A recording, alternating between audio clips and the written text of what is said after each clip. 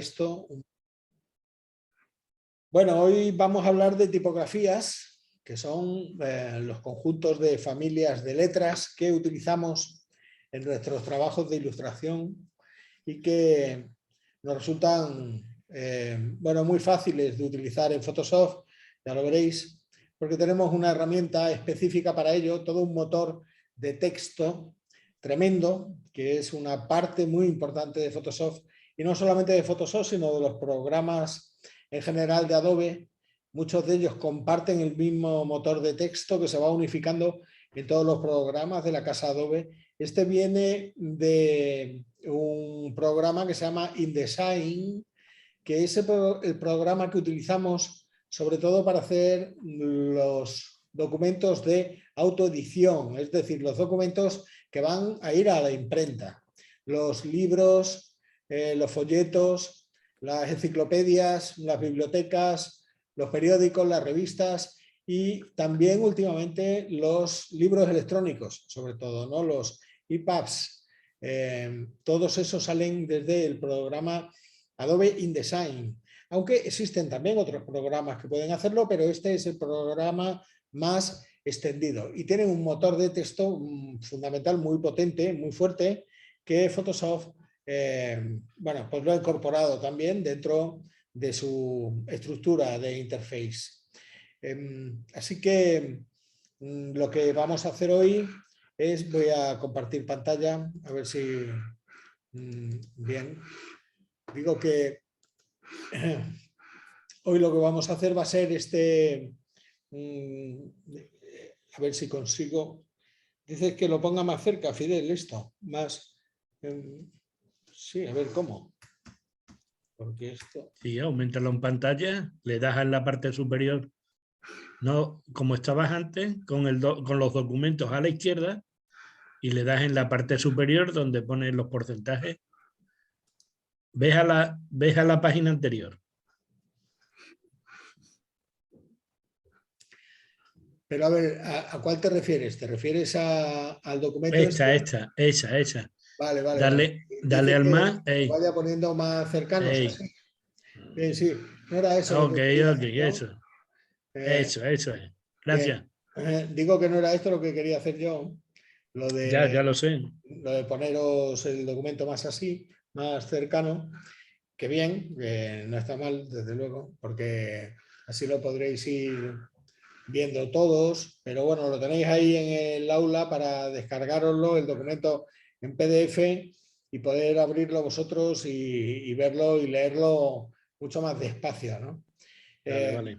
Hablamos inicialmente en este documento de que las familias tipográficas se han ido diversificando a lo largo de la historia y inicialmente tenemos unas familias tipográficas bueno, que nos vienen de los rótulos grabados en piedra, así que vamos a encontrar las tipografías antiguas que comienzan a evolucionar muchísimo a partir del Renacimiento.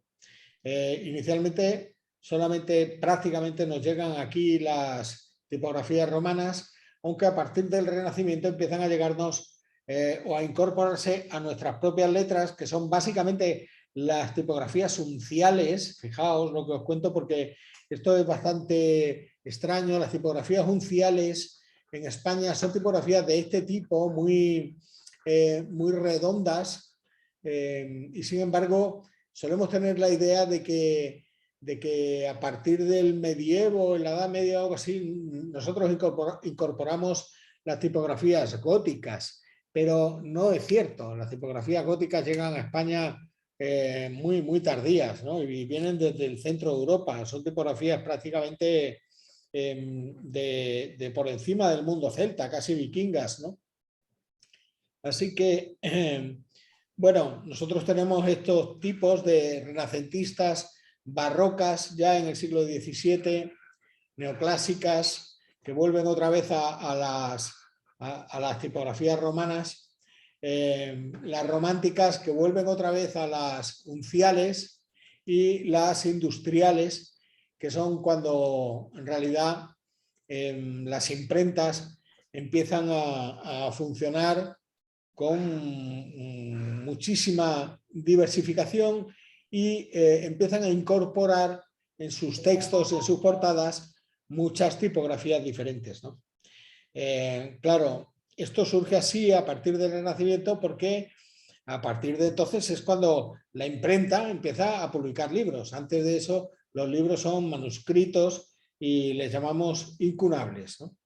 De manera que una vez que empezamos a trabajar la tipografía en la imprenta, nos vamos a encontrar con un volumen ingente de libros y también de tipos. Así que vamos a tener que tener en cuenta varias cosas. La primera es cómo la tipografía nos introduce al mensaje. En realidad, lo que es francamente importante es que el mensaje llegue al espectador. Luego que pueda ser más o menos bonito, pero que se presente de la manera más clara. Y por eso tenemos que distinguir perfectamente entre la legibilidad y la lecturabilidad. O sea que mucho cuidado con este tipo de conceptos. Una cosa es la facilidad con la que podemos identificar una familia tipográfica o un carácter tipográfico desde más o menos cerca y desde con qué velocidad.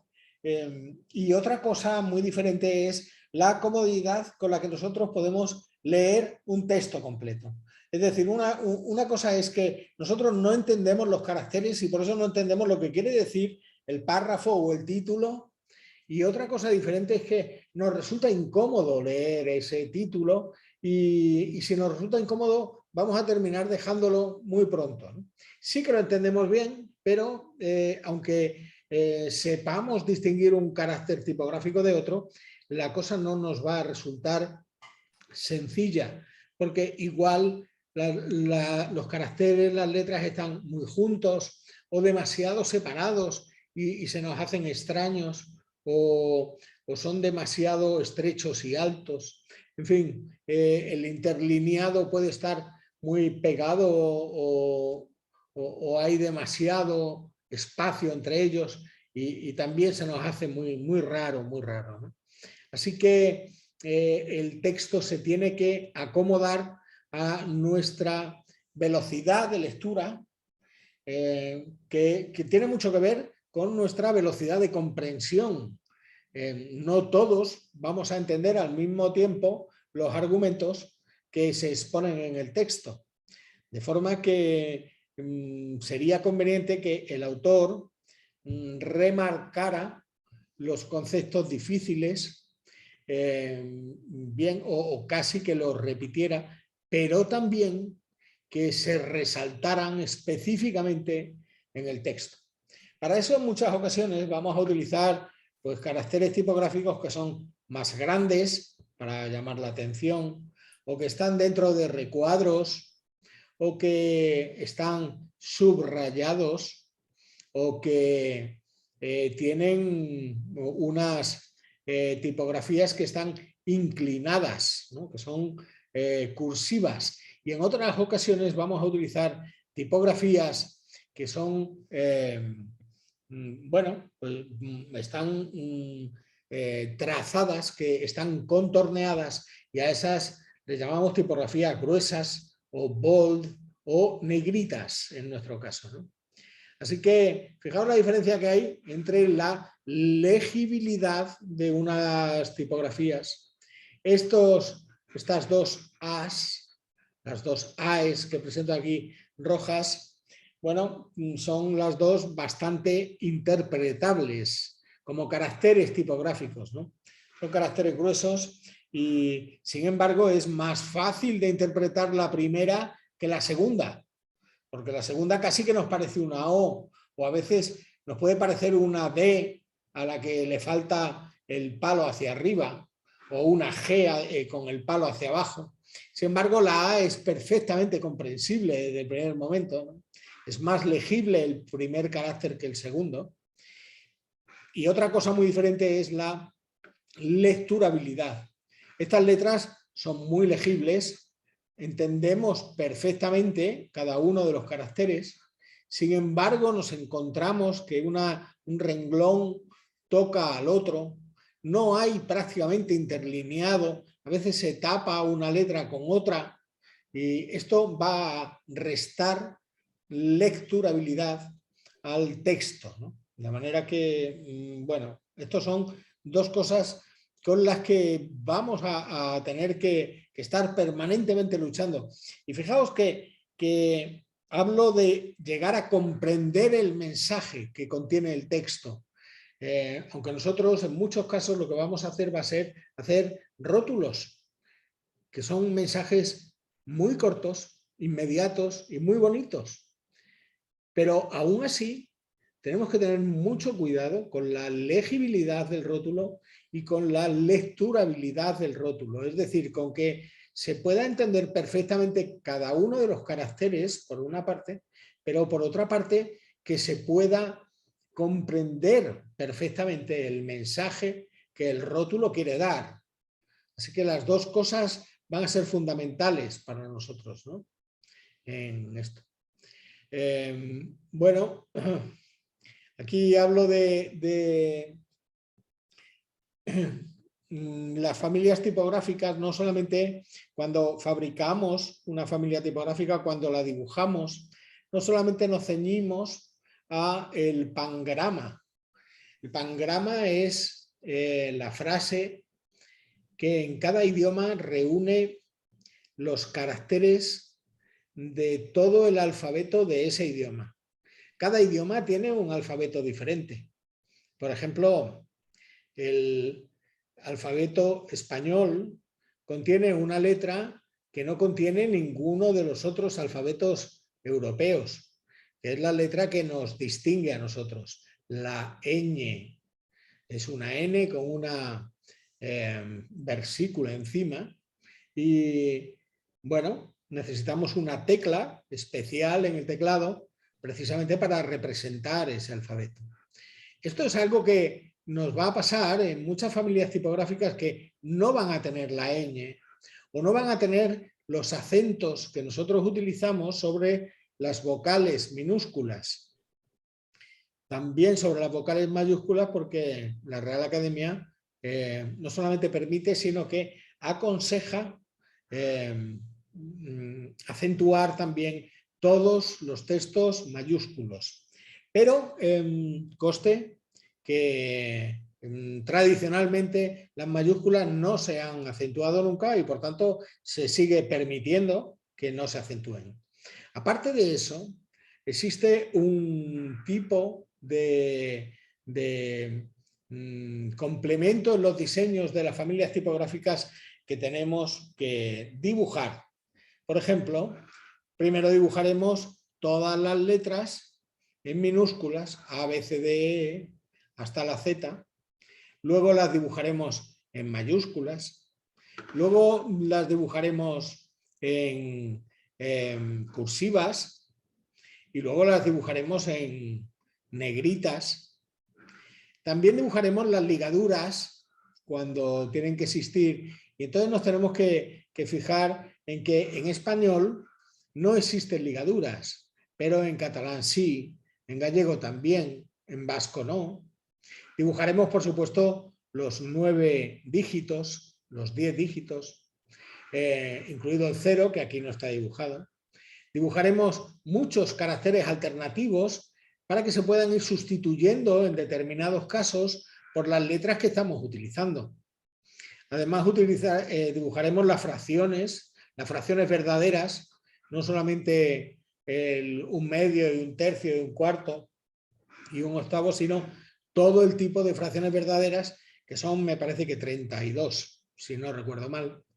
Y también dibujaremos los escalados ópticos de cada familia, porque en una familia de letras normal, por ejemplo la Garamond de Adobe, pues existen diferentes tipos de presentaciones en pantallas.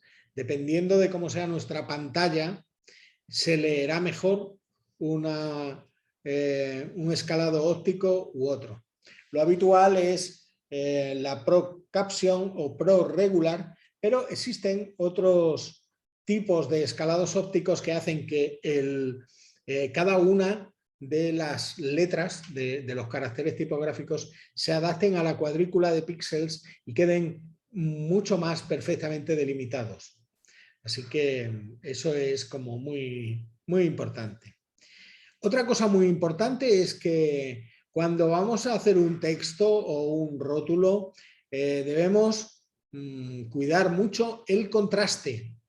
El contraste es la zona en la que dos colores son complementarios. Les llamamos complementarios por no llamarles contrarios, porque si le llamamos contrarios, uno de ellos sería positivo y otro negativo. Y no, ya estamos empezando a utilizar conceptos un poco raros. Pero sí es fundamental que cuando nosotros vamos a hacer una página web, si utilizamos un fondo blanco, pues el texto lo pongamos con color negro. Y si utilizamos un fondo negro, pues el texto sea blanco. Porque siempre que vayamos a utilizar un texto gris sobre un fondo blanco, cuanto más claro sea el texto, lo veremos más atenuado y por tanto tendrá menos lecturabilidad. Esto es algo importante de trabajar. Quizá en muchas ocasiones buscamos que el mensaje sea más sutil y por tanto queremos que tenga menos lecturabilidad, que el lector tenga que fijarse más en lo que dice el texto y deba detenerse un poco más, con lo cual ralentiza su velocidad de comprensión y nos da lugar a introducir una narrativa textual que de otra manera sería diferente de conseguir, ¿no? Esto puede ser un recurso interesante, pero hay que tener mucho cuidado con él. Por otra parte, no debemos cansar al lector. Nosotros vamos a tener a nuestra disposición un montón de tipografías en cantidades ingentes, pero hacer ahora un cartel y meter en ese cartel 8 o 10 tipos de tipografías puede ser agotador. A lo mejor no lo es. Cuidado que a lo mejor puede ser un auténtico éxito.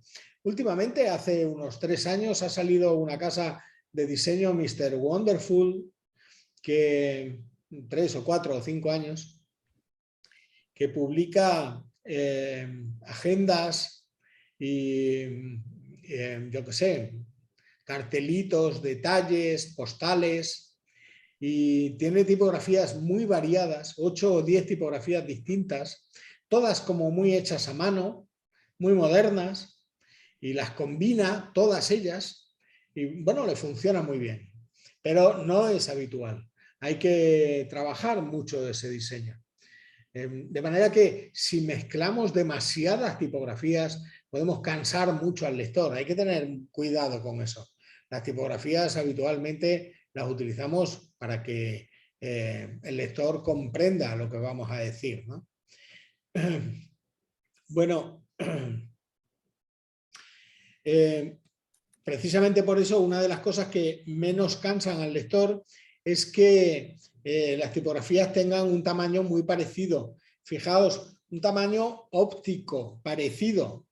Me refiero a que aunque podemos encontrar tipografías, estas dos de arriba, que tengan el 72 puntos de cuerpo de altura, bueno, esto es tipográficamente hablando, son del tamaño 72, porque las dos encajan en un renglón de 72.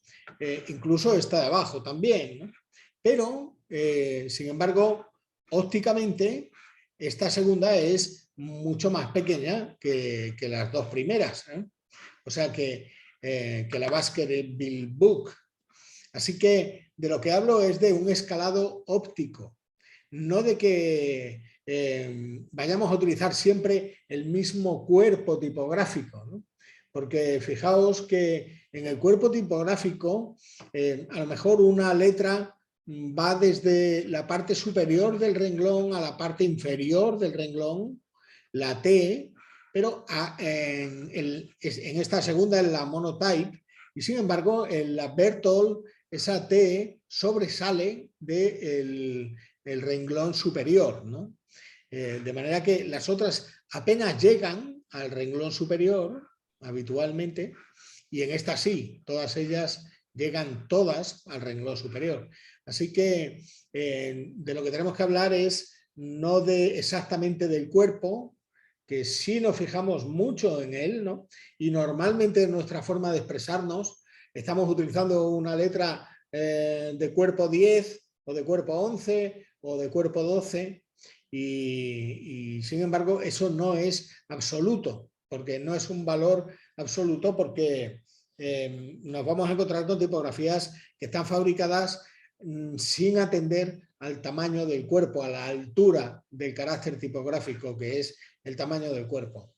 Sin embargo, esto no indica que no sigamos con la tradición de hablar de esos tamaños.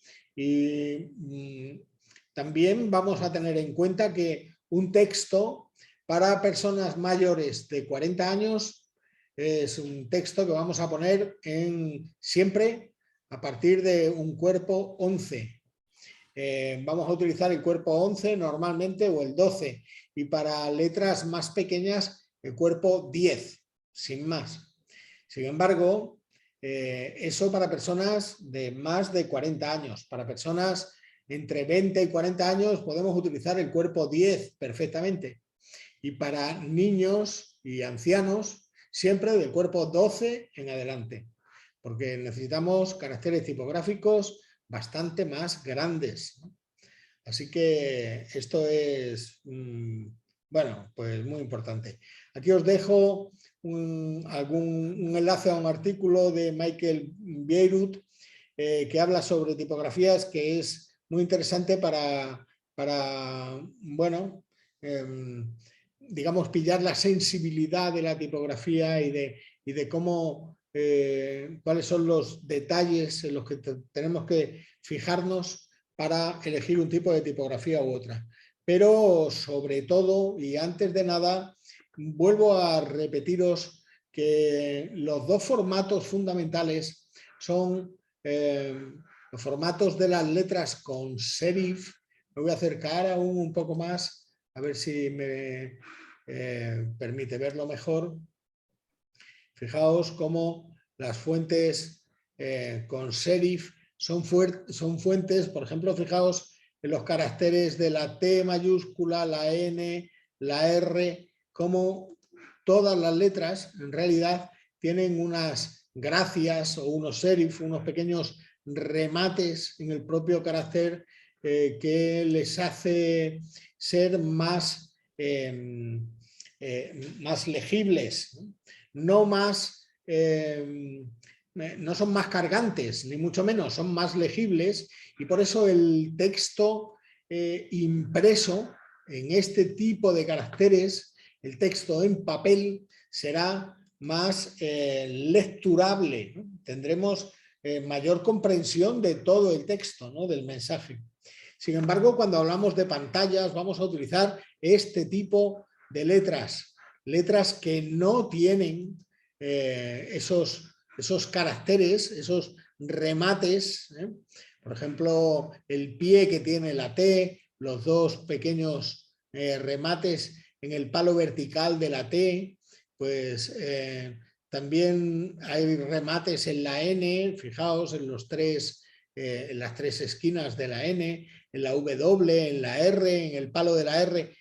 Aquí no hay remates de ningún tipo, la letra es redonda, cuadrada y no tiene gracias, no tiene serifs, es mucho más legible en pantalla, ¿verdad? Así que esto es lo que es absolutamente fundamental.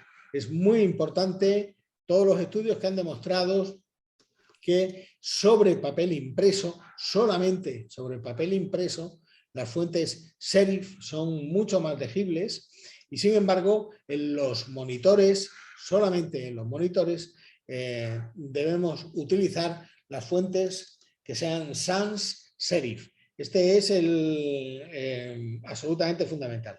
Luego, cuando estamos componiendo un texto, en muchas ocasiones vamos a utilizar columnas en el texto, porque las columnas nos ayudan a leer mucho más rápido. Un texto partido en 2 o 3 columnas se lee mucho más rápidamente que un texto que está en una sola columna, una franja mucho más ancha, porque no tenemos que mover la cabeza a lo largo del renglón, a lo largo de la línea. Entonces, solamente son nuestros ojos los que se van a hacer composición del lugar del comienzo de cada palabra y la comprensión del mensaje va a ser mucho más rápida. Pero hay que tener en cuenta el ajuste de espacio entre las letras, porque si no tenemos cuidado con ese ajuste de espacio, al que llamamos el kerning, la lectura del texto va a ser muy complicada, muy pesada, porque cada uno de las palabras va a ser un objeto independiente dentro del conjunto del texto. Así que, aunque nunca debe ser fijo el kerning, las letras nunca deben estar a la misma distancia, porque hay letras, por ejemplo, la M, que ocupa una caja enorme, sin embargo, aquí la I, por ejemplo, pues ocuparía una caja muy pequeña. No podemos guardar la misma distancia entre la M y la I que entre la M y la C, por ejemplo. Bueno, pues tenemos que buscar fuentes que sean proporcionales y fuentes que no lo son. Fijaos, por ejemplo, Arial, esta es una fuente proporcional. Fijaos qué diferencia hay cuando encontramos una I entre 2 caracteres. Sin embargo, cuando no es proporcional la fuente, vamos a dejar el mismo espacio entre las 2 cajas en las que dibujamos cada uno de los caracteres. Por tanto, las fuentes proporcionales van a ser más condensadas y así les llamamos en inglés condensed, o las fuentes no proporcionales, que no son fuentes condensadas y que utilizamos sobre todo cuando vamos a hacer sitios web o campos de texto en los que haya que introducir el usuario, tenga que utilizar su propio texto, ¿no? Así que, bueno, esto suele ser bastante importante, ¿no? Por otra parte, la alineación del texto es otra cosa en la que tenemos que tener mucho cuidado. Y hablamos de alineación del texto, del texto alineado todo en el margen izquierdo o alineado en el margen derecho o justificado, es decir, alineado en los 2 laterales. Es muy interesante que el texto esté alineado en los 2 laterales en cuanto al diseño general del documento, pero no siempre podemos hacerlo así. Y en caso de que podamos hacerlo, tenemos que ver si el último renglón va a acabar donde acabe el texto, o lo vamos a justificar hasta el final del todo, o va a quedar centrado solamente el último renglón, porque el resto van a estar alineados a un sitio y a otro, ¿no?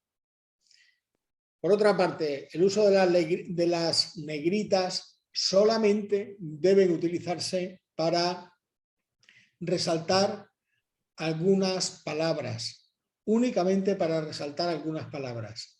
También pueden utilizarse cuando estamos hablando de un encabezado, nada más, pero en ningún otro caso.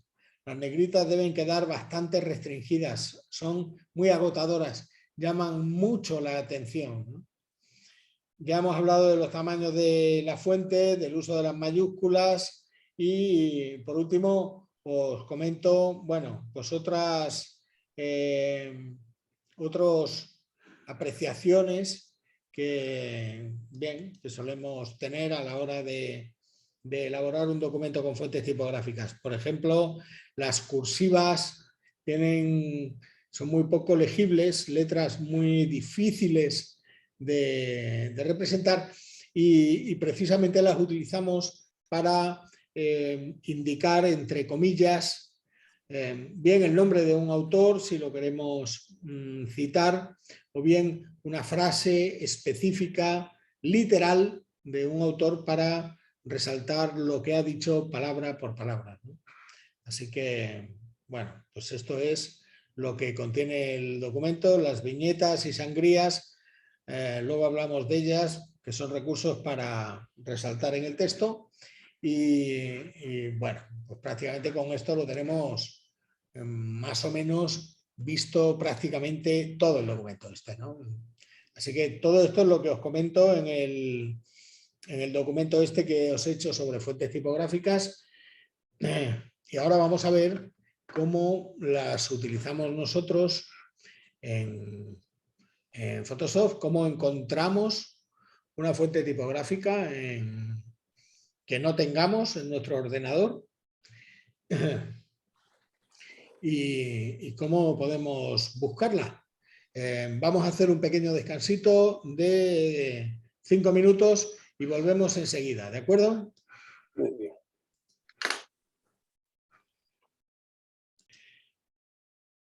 Vamos a ver ahora cómo utilizamos las fuentes tipográficas en Photoshop.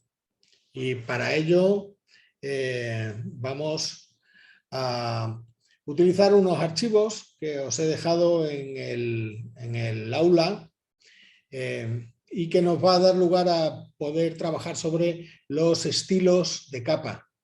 Es algo como muy interesante para nosotros, para poder trabajar en eso en el aula. Os he dejado, a ver,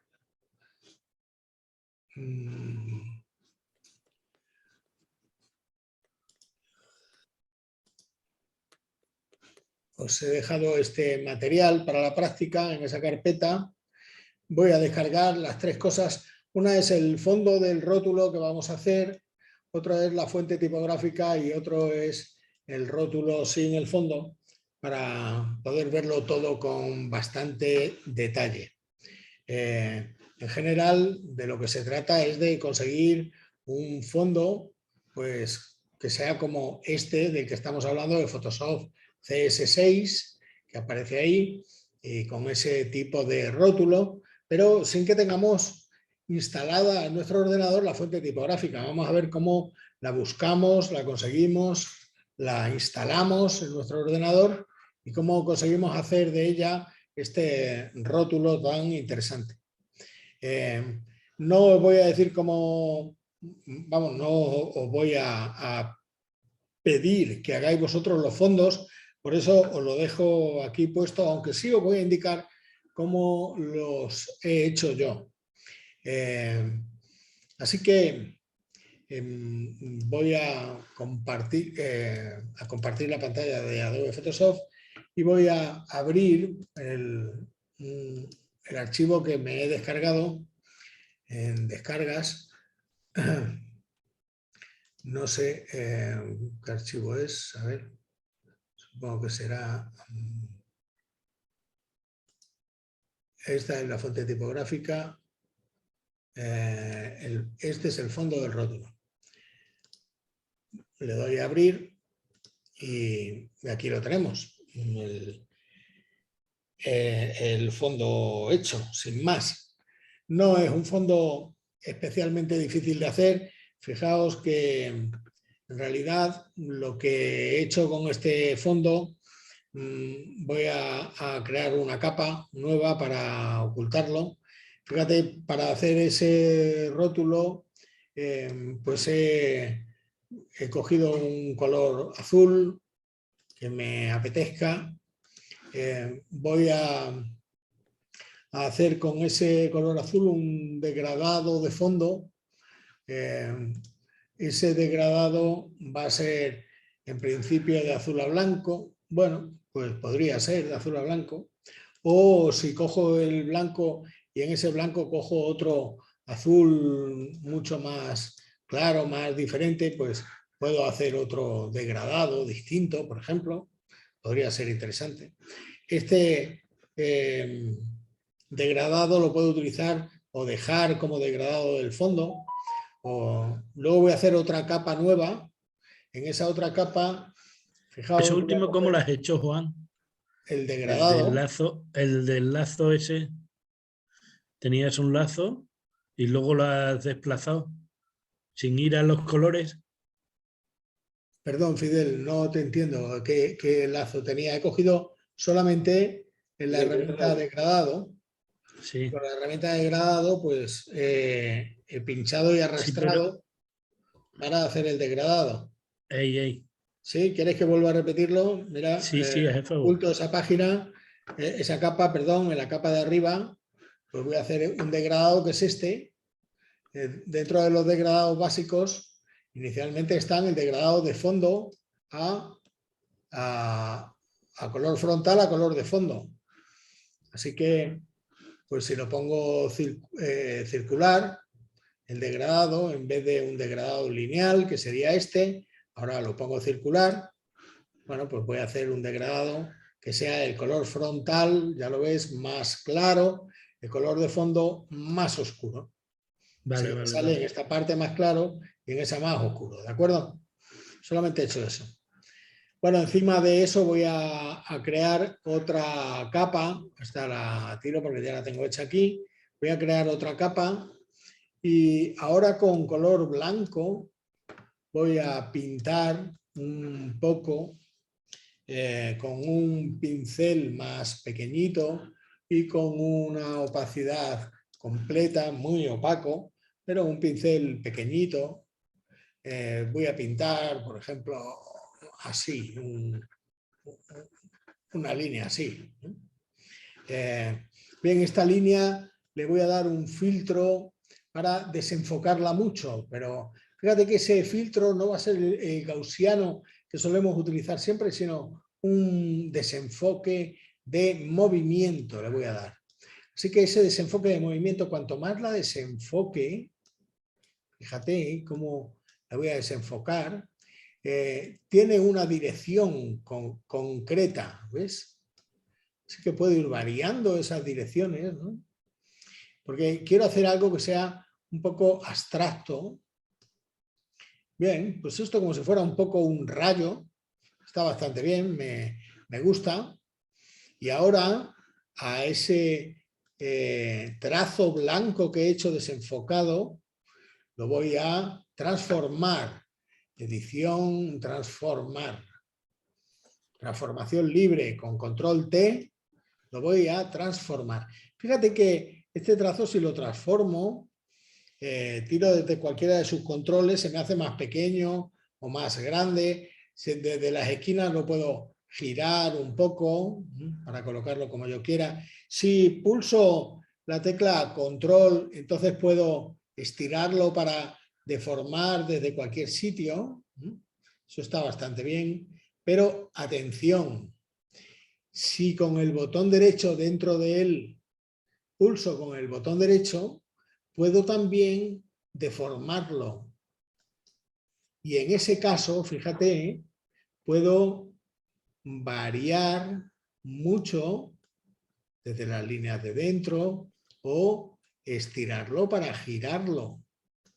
Fíjate qué curioso cómo puedo ir girando las cosas haciendo algo que sea mucho más difícil de pensar cómo han hecho esto. Pues este me gustaría que fuera una cosa así, por ejemplo. Ya está. Puedo ir haciendo varios de ellos en varias capas si me apetece, ¿no? Puedo también duplicar esta capa con el botón derecho, duplico la capa, las voy poniendo, esas dos capas que sean más transparentes una y también la otra, que sea también bastante transparente. Y una de ellas, igual que antes con edición transformar, de transformación libre, la puedo ir colocando como yo quiera, haciéndola más pequeña o girándola para que me dé otra sensación. O poniéndola en otro modo para que igual se vea de otra forma, a ver si hay algún modo de color que me guste más. Ese, por ejemplo, una es blanca y la otra es azulada ahora, está bastante bien. Esto puede ser interesante, por ejemplo, ¿no? Pues ya puedo coger las dos juntas y transformar las dos también con comando T, para ponerlas un poco más horizontales, más centradas. Bien, así están bien. Me gusta cómo están, pues las puedo dejar así. Por ejemplo, con los pinceles me pasa lo mismo. Ahora mismo tengo unos pinceles aquí. Cuando cojo un pincel, bueno, pues voy a tener unos pinceles que no tienen unas formas muy concretas de pincel de manchas como los que me aparecían ahí. De forma que seguramente no sean estos los pinceles que yo quiera utilizar. Fijaos que en el panel de pinceles es un panel que yo puedo estirar mucho o hacer más pequeño cuando cojo uno de los pinceles, ¿no? El panel este de pinceles es un poco más extendido. Pero cuando cojo uno de los pinceles para utilizarlo, desde aquí, desde el desplegable, voy a poder sacar los pinceles que tengo. Estos pinceles los puedo ver con el nombre del pincel y el trazo del pincel. O también con la punta del pincel. Le puedo decir que me muestre el nombre del pincel, el trazo o la punta. Las tres cosas son así. Esta es la punta del pincel, este es el trazo y este es el nombre. Yo habitualmente el nombre me da lo mismo, lo quito. Y también el trazo me da igual. Lo que quiero ver es la punta del pincel, pero que sea más o menos grande. Así que arrastro desde este deslizador y así las veo más grandes, la punta del pincel. Si me hace falta que el panel sea más grande, pues más grande todavía. Estupendo, ¿no? Fijaos que yo puedo hacer de cualquier forma que yo tenga o quiera, o puedo hacer un pincel de ellas. Y puedo ir cargando muchos pinceles, incluso puedo tener más pinceles de los que me da Photoshop por defecto. Puedo descargarlos de internet, puedo fabricarlos yo solo, ya lo veremos. Y puedo incluso cargar los pinceles heredados de antes, de otros de otros versiones anteriores del programa. Son todos estos pinceles heredados, ¿veis? Estos son los predeterminados, a ver, son muchos, pero voy a tener un montón de pinceles heredados, ¿no? Y son muy interesantes. Estos son los cuadrados de tamaños, bueno, son los pinceles gruesos, los pinceles húmedos. Los húmedos quizás sean los más interesantes de todos. Bueno, cada uno de los pinceles tiene esta forma de pincel. De tal manera que si yo cojo uno de ellos, voy a pintar con él y ese pincel lo puedo hacer tan grande como yo quiera, habitualmente, o tan pequeño como yo quiera. Fijaos que se me queda la marca de cómo va a ser la pincelada. Si yo cojo un color, por ejemplo el rojo, y le doy una pincelada en esa capa, pues se me queda solamente manchado ahí. El trazo sería diferente. Sería así. De esa manera yo puedo ir manchando como yo quiera. Bueno, pues esa capa cojo otro color distinto, por ejemplo un verde o un amarillo, así, y cojo otro pincel diferente, por ejemplo este otro, por ejemplo, lo pongo un poco más grande. En fin, me descargo los pinceles que yo quiera, como yo quiera, más o menos va a ser muy sencillo. Esa capa la voy a meter debajo de las dos capas estas semitransparentes. Y así más o menos tengo un fondo, bueno, igual más o menos parecido al fondo que yo había hecho al principio del todo. A ver, que era este fondo, ¿veis? Bueno, pues una cosa así un poco distorsionada, un rayo distorsionado y luego unas manchas de pincel por ahí al fondo sobre un degradado de azul, algo parecido, algo así es lo que he hecho. De manera que esta era la forma que tenía de hacer un fondo más o menos parecido. Todo eso, todas esas capas, las voy a agrupar en esa carpetita, ya veis, las he agrupado y las voy a ocultar ahora para quedarme solamente con el fondo. Esta era la explicación de cómo hacía el fondo, así que como tal es como le voy a llamar, explicación a ese grupo de capas, pero que está oculto y no la veo. Vale, ahí lo dejo. Bueno, encima de él vamos a ver ahora cómo es el rótulo que yo quiero hacer para ponerlo encima de ese fondo. Voy a abrir un archivo nuevo que me lo he descargado y que también está en mi carpeta de descargas. A ver dónde está ese fuente tipográfica. Seguramente este es, vale, muy bien. Bueno, pues esta es la fuente tipográfica que yo quiero hacer. Fijaos que si hago una capa nueva, vamos, perdón, no me hace falta hacer una capa nueva porque si yo quisiera escribir un texto parecido a ese, pues tengo que coger la herramienta con la letra T y pulsar para que se me ponga un texto. Inicialmente ese texto que se me pone en pequeñito, bueno, no en pequeñito, se me pone ya en un carácter 15. Así que yo le puedo poner un carácter mucho mayor si quiero, ¿no?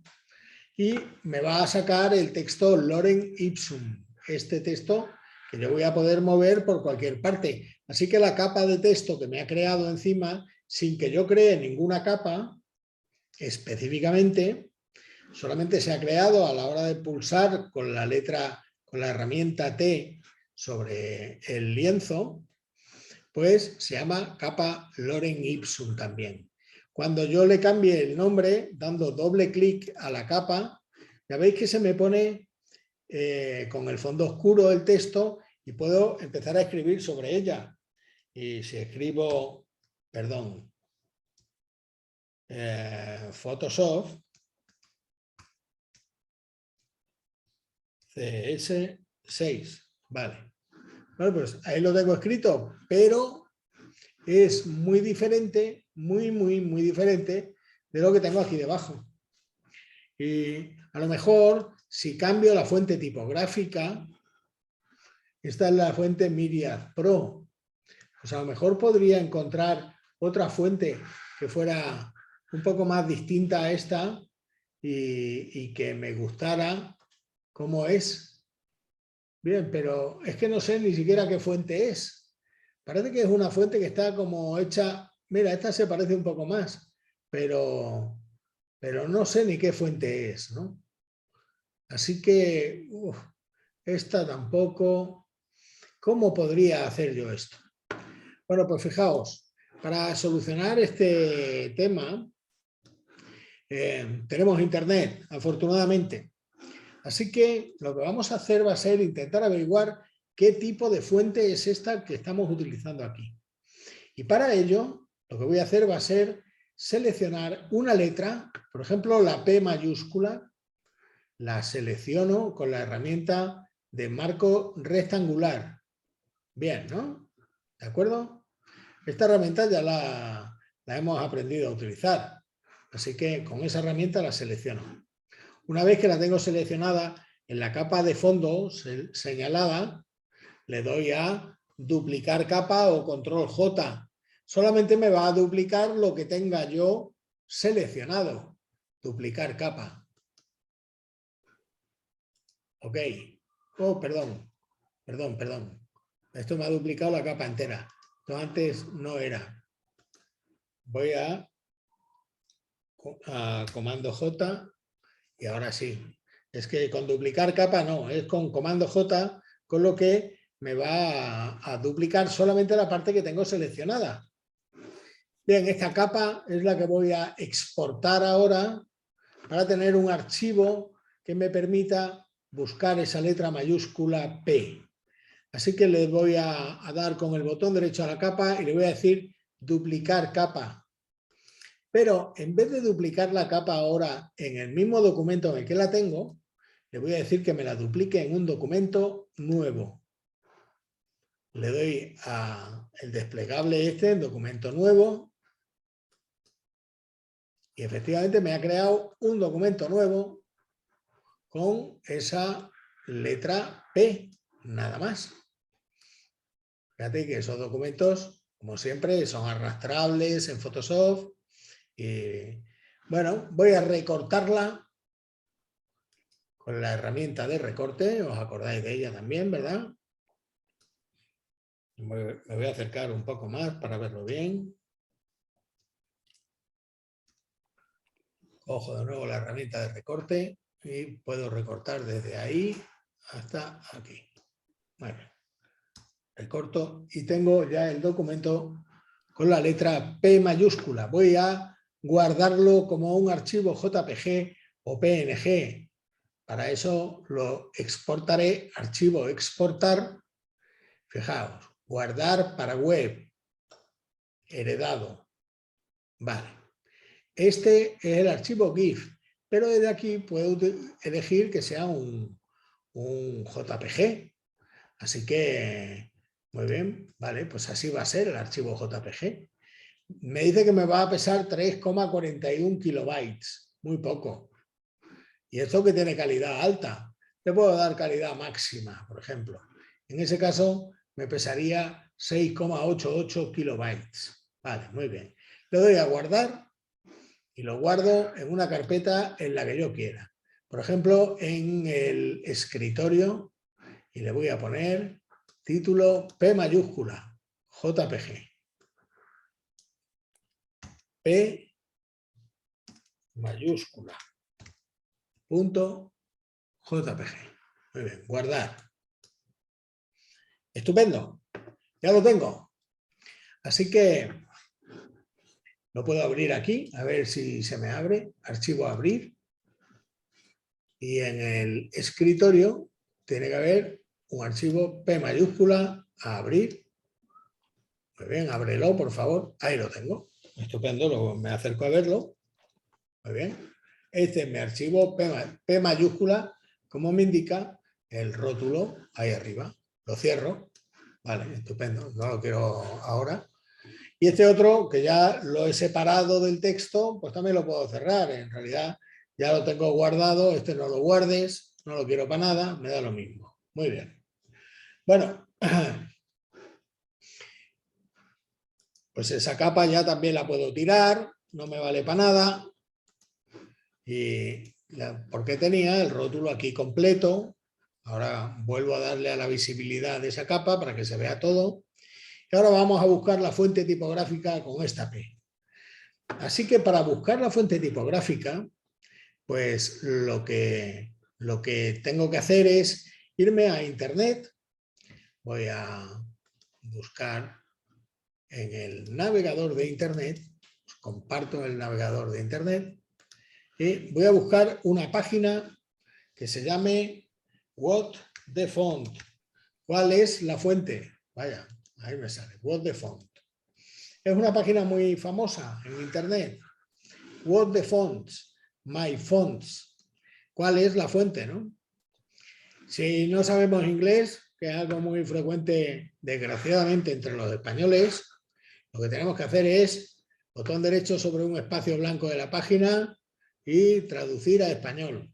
Esto si utilizamos Chrome. Le damos a traducir a español y ya nos traduce todo el texto de la página web al español. Y así siempre podremos navegar bien sabiendo qué es lo que hay, ¿no? Bueno, así que lo que nos dice es suelte una imagen aquí para identificar su fuente tipográfica, la fuente que está utilizando, o haga clic aquí para cargar una imagen, cualquiera de las dos cosas. Dice solo archivos PNG o JPG. Vale, le doy aquí, me voy al escritorio, P mayúscula, esa es la fuente que quiero cargar. Venga, cárgamela, estupendo. Me dice, no se encontró texto. Si hay texto en esta imagen, use la herramienta de recorte manual para seleccionarlo. No quiero hacer recortes, ¿no? Así que el 2 es seleccionar un cuadro de recorte.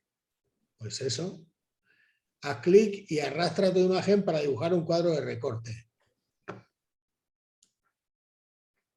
A ver. ¿Y esto cómo es?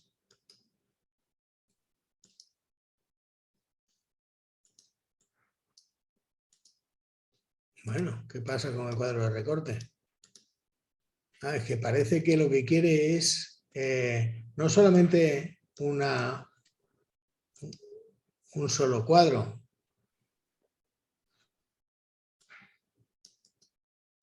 Antes era una sola letra.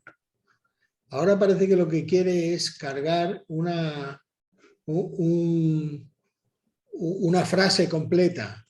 Vamos a ver si le cargo la frase completa en la carpeta de descargas. Igual funciona mejor sin cargando la fuente completa.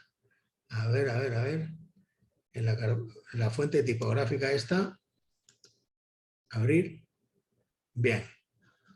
De acuerdo, pues sí, funciona mejor. Así que haga clic aquí para identificar la fuente seleccionada. Ese es el cuadro de recorte, que con una sola letra ya vemos que no funciona, pero con varias letras sí. Doy aquí el clic y entonces ya me identifica qué fuente es la que estoy utilizando, que es la Brushtip Texe. Así que esta es la fuente tipográfica. La abro en una pestaña nueva. Fijaos cómo es. Me dice que es una fuente que cuesta 14,99 euros. O sea que para utilizarla, la Brushtip Texe, pues tengo que pagar ese dinero. Pero en vez de eso, voy a copiar el nombre de Brushtip y me voy a ir a una página donde te regalan fuentes tipográficas, que es Dafont. Descargar fuentes tipográficas. Y aquí en esta página de dafont.com buscamos el nombre de la fuente Brushtip. Y fíjate que me las da aquí. Esta es la Brushtip Texe, es la que estoy utilizando, la que estoy buscando. Así que aquí a la derecha me dice descargar. Me permite descargarla perfectamente. Le doy a descargar y en la esquina inferior izquierda veremos que se me descarga un archivo zip de Brushtip Texe. Así que, bueno, cuando la descargo, la descomprimo, porque me viene un archivo zip, y al descomprimirla se me pone en una carpeta y aquí la tengo. Bueno, uso trial de la fuente con la licencia que te viene de modo trial, sin necesidad de que la compres. No es que estemos robando una fuente, sino que el autor nos deja que la usemos de manera de prueba y para eso hay que instalarla. Así que la tenemos aquí en archivo OTF o bien TTF True Type Font o bien OTF Open Type Font. Así que le voy a dar al Open Type Font y se me abrirá una aplicación que me permite instalar el tipo de letra. Aquí yo estoy trabajando en Macintosh ahora mismo, entonces se me abre este clasificador tipográfico. Pero vosotros en Windows se os abrirá una ventana en la que pone el veloz murciélago hindú comía feliz, cardillo y kiwi. La cigüeña tocaba el saxofón detrás del palenque de paja. Eso es una frase tipográfica establecida que es el pangrama español por excelencia. En esa frase encontramos todos los caracteres del alfabeto español, del alfabeto tipográfico español, ¿no? Bueno, para instalarlo, ahí abajo hay un instalar tipo de letra, le damos a instalar y ya nos la instala automáticamente, la mete en nuestra carpeta de fuentes del sistema, con lo cual ya podemos utilizar esta fuente tipográfica en todos los programas que los que estemos trabajando. Lo único que tenemos que hacer es, yo me vengo a la ventana de Photoshop. ¿La estáis viendo la ventana de Photoshop? ¿Sí? No. ¿No? Estamos viendo la de internet, la página de internet Vale. de descarga. Bien. A ver, vuelvo a la ventana de Photoshop, ahora sí la vemos. Sí. Y me voy a la capa en la que había escrito el rótulo de Photoshop CS6. Le doy a doble clic y le diré que la fuente tipográfica que quiero utilizar es la Brush Tip Texe, que era la fuente tipográfica que me ha permitido descargar y hemos identificado. La Brush, ¿dónde está? Brush Script, no. ¿Dónde está? Brush Tip Texe. Efectivamente, esta es. Brush Tip Texe. Estupendo. Bueno, ya lo vemos. Esta fuente tipográfica ya la tenemos instalada en el ordenador y nos funciona estupendamente. Todo menos el número 6, que ya vemos que el número 6 no está dentro de la fuente tipográfica y por eso aparece un cuadro ahí que no me identifica el número 6. Efectivamente, este número 6 parece ser de otra fuente diferente. Cogeremos cualquiera que nos apetezca y ya está.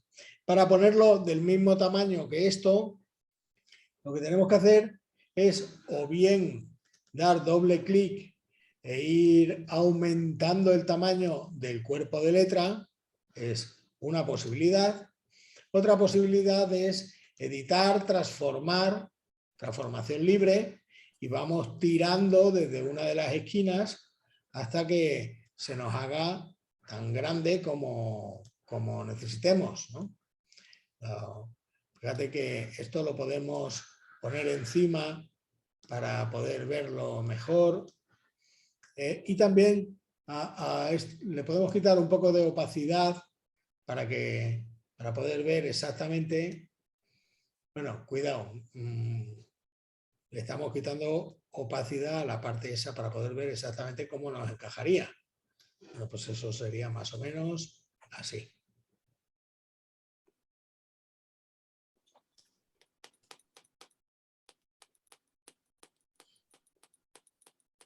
Bueno, más o menos. Así que ya cambiamos la opacidad al 100% y ya podremos ocultar esa fuente tipográfica. Esta otra la podemos llevar encima del rótulo. Fíjate que tenemos abierto el fondo de rótulo. Aquí tenemos abierto también esta de fuente tipográfica.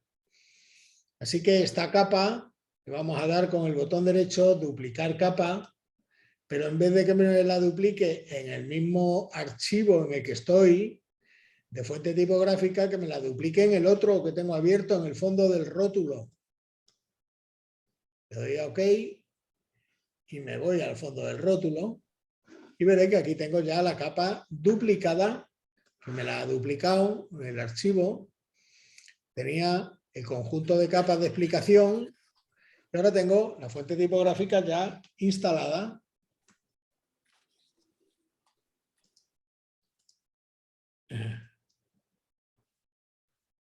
Bien, esto está bastante bien. A esta última, al 6, voy a elegir un número diferente para ponerlo en otra fuente que se me vea. A ver, por ejemplo, ese no, pues no sé qué fuente. Ese va a estar bien, ya está. Vale, me da igual. Y ahora vamos a trabajar un poco este rótulo, porque si nosotros vemos lo que el resultado final que os pedía del rótulo este, pues era un rótulo que tenía muchas más cosas. Ya veis que el rótulo es azul, que tiene, bueno, es que acercarme aquí va a ser un poco difícil para verlo. A ver si lo puedo. Sí. ¿Estáis viendo cómo me acerco a la pantalla vosotros? No, ¿verdad? No, es que esto es solamente en mi pantalla donde funciona. Vale. Bueno, este rótulo tiene un degradado, tiene un bisel. Vamos a ir viendo cómo se trabaja el rótulo este, que inicialmente tenemos nosotros en blanco y negro. Vamos, lo tenemos en negro totalmente en nuestra capa, ¿no? A esta capa le vamos a dar un estilo de capa aquí abajo, ya veis, o un efecto de capa. Entonces, cuando le doy a las opciones de fusión, estas, a los estilos de capa, fijaos que voy a poder hacer un montón de cosas diferentes. Yo lo primero que quiero es hacer un degradado de color. Va a ser un degradado desde un color que inicialmente, a ver, voy a coger un color naranja, va a ser el último, un color naranja tal que así de naranja. Y el primero va a ser un color, por ejemplo, violeta. Así que voy a coger ese color violeta. Vale. Y voy a hacer que el texto de Photoshop CS6 tenga un degradado desde el color violeta al color naranja. Por eso le doy un efecto de capa y quiero decirle que me dé una superposición de un degradado. Fíjate que ese degradado inicialmente me lo pone como totalmente en blanco y ahora el texto se me ve en blanco, no en negro. Bueno, yo le digo que no, que el degradado que yo quiero hacer es este, el degradado desde el violeta al naranja. Y está bastante bien, ya me lo pone del violeta al naranja. Pero yo no quiero que el violeta esté abajo y el naranja esté arriba. Lo que quiero es que el naranja esté a la derecha y el violeta esté a la izquierda. Eso es. Por eso giro esto para que el violeta esté a la derecha y el naranja a la izquierda. No está mal, pero a mí lo que me gustaría es que la palabra Photoshop fuera violeta y el CS6 fuera naranja. Sin cambiar esto, es decir, que el degradado fuera mucho más, menos degradado, sino que fuera mucho más dura la transición, más concreta. Así que pulso sobre el degradado, fijaos, y voy a ir trayendo ese color violeta hacia acá. Bien, qué bien, ¿eh?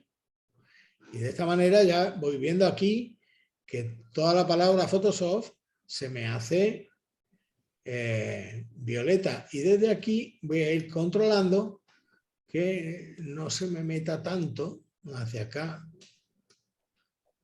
Vale, ahí lo he controlado. Puedo hacerlo mucho más, para que sea más concreto, ¿no? Fijaos que ahora ya no parece un degradado prácticamente, ¿eh?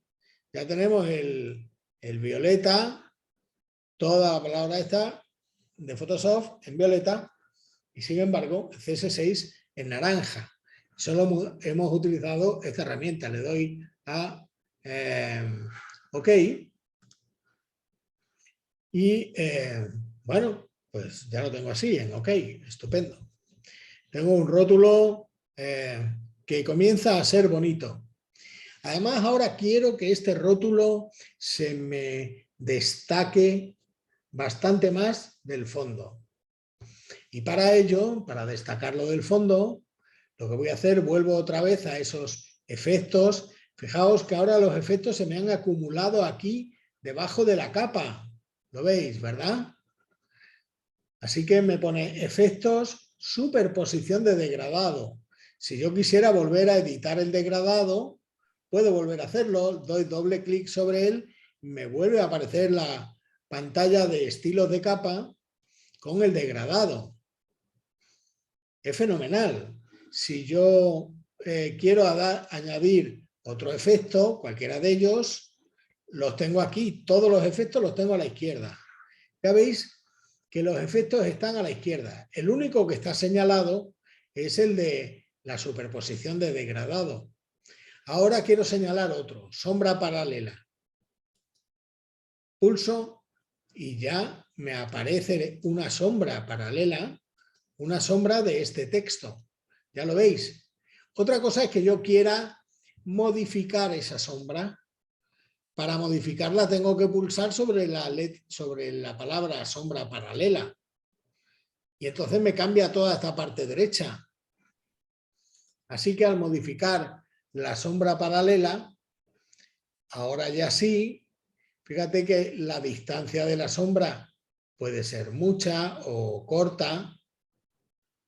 Puedo decirle que la sombra vaya en una dirección o en otra dirección distinta. También puedo decirle que el tamaño de la sombra, y eso se refiere a que los bordes sean más duros o que sean unos bordes más suaves. Tenemos que tener mucho cuidado con la legibilidad y con la lecturabilidad. Recordad lo que os he dicho al comienzo de la clase, que el rótulo así, esto puede dificultar mucho la interpretación de los caracteres, porque en realidad aquí estamos superponiendo dos rótulos diferentes. Entonces, si yo lo superpongo así, pues la gente se va a equivocar con una O y otra O que está enlazada con la primera y apenas las vamos a distinguir bien, ¿no? Porque tenemos, por ejemplo, así dos rótulos que se nos cruzan uno con otro, ¿verdad? Así que será mejor que todo esto lo hagamos más suave, con una opacidad menor, que el tamaño del borde sea mucho menor, que la distancia también se acerque bastante para que no haya huecos, ¿no? Y entre una y otra, por ejemplo, ¿no? Incluso que la propia extensión en todos los aspectos de la sombra pues pueda ser un poquito mayor. De esta manera, fijaos como la sombra paralela, si la oculto, me destaca mucho el texto del fondo. Pero una vez que está la sombra, necesito que el texto sea un poco más definido en sus bordes. Le voy a dar un bisel también. Pulso aquí arriba, me vengo aquí a la zona de los efectos y pulso ahora sobre el bisel. Fijaos qué diferencia cuando tengo el bisel a cuando no lo tengo. Me voy a acercar un poco más al texto para poder enseñároslo bien, con todo el detalle. Fijaos, si quito el bisel o si pongo el bisel. El bisel consiste en que habitualmente una superficie en la naturaleza no tiene una esquina totalmente cuadrada como esta, sino que lo habitual en las esquinas, en los bordes, en la naturaleza, en los objetos, es que sean objetos que estén un poco redondeados en sus aristas. Y para eso lo que hacemos es meterle un bisel. a esa arista, ¿no? La matamos un poco. Ese bisel, si lo quiero editar, tengo que pulsar sobre él, no solamente señalarlo, sino pulsar sobre él. Ese bisel puede ser de varios tipos, ¿eh? Puede ser redondeado, duro, blando. O sea, si fuera duro o si fuera blando, la diferencia entre ellos es bastante curiosa. Por ejemplo, un nivel de profundidad mayor, este sería un bisel duro. Ya veis que estoy matando las esquinas, ¿no? Haciendo que el texto sobresalga con un bisel bastante duro, ¿no? Sin embargo, si es redondeado, pues se me hace mucho más, aunque un poquito menos profundo, lo voy a ir notando, pues el cincel. Y el tamaño también me va a hacer que el cincel, que la letra me pueda resultar, pues eso, más profunda o menos profunda, pero más o menos redonda, ¿no? Así que, fijaos como ahora le he puesto la sombra paralela, le he puesto el bisel. Qué bonito, ¿no? Voy a alejarme un poco para verlo en conjunto. Bien. En cada letra el resultado es absolutamente adaptado a esa letra, totalmente diferente. Incluso podría ponerle a todo un contorno finito, blanco, a todo el texto, ¿no? Para eso tendría que darle un trazo. Pulso sobre el trazo y fijaos, el trazo inicialmente, me acerco para verlo, perdón, voy a pulsar otra vez sobre él, es que lo acabo de quitar con un atajo de teclado. El trazo es de color negro. Me voy a acercar para verlo. Y fijaos cómo aquí sí tengo el trazo de color negro, un poquito menos porque vemos, pero si lo pongo de color blanco, el trazo, ahora lo notaréis mejor.